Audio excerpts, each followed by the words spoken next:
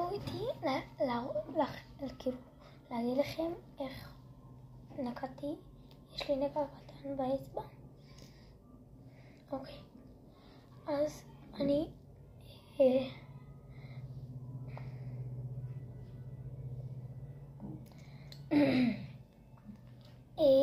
עשיתי עבודה במחשב, סיימתי אותה, סגרתי את המחשב, לא הכנסתי אותו למגירה. אחרי זה אני ואמא שלי עצבנה אותי, אני סגרתי את המגירה, כאילו שמתי את המחשב במגירה וסגרתי את זה על האצבע שלי. אז יש לי שתי מכות,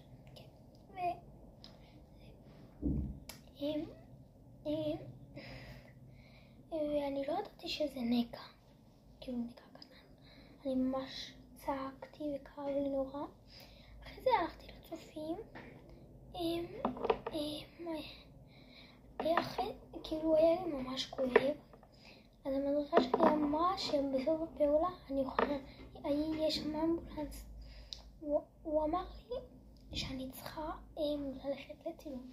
לפני זה יש לי שכן שעובד ברמב"ם, אז הוא אמר שגם כדאי לעשות צילום. הוא שם לי את האצבע במים קרים וזה לא עבר, לא יכלתי להזיז את האצבע, כל היום הייתי ככה עם האצבע.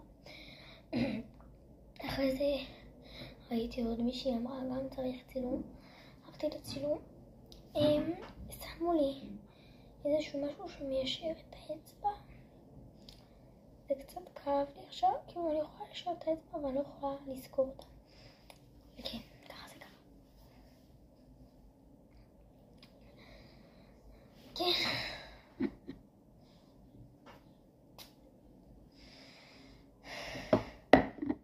חיים קשים.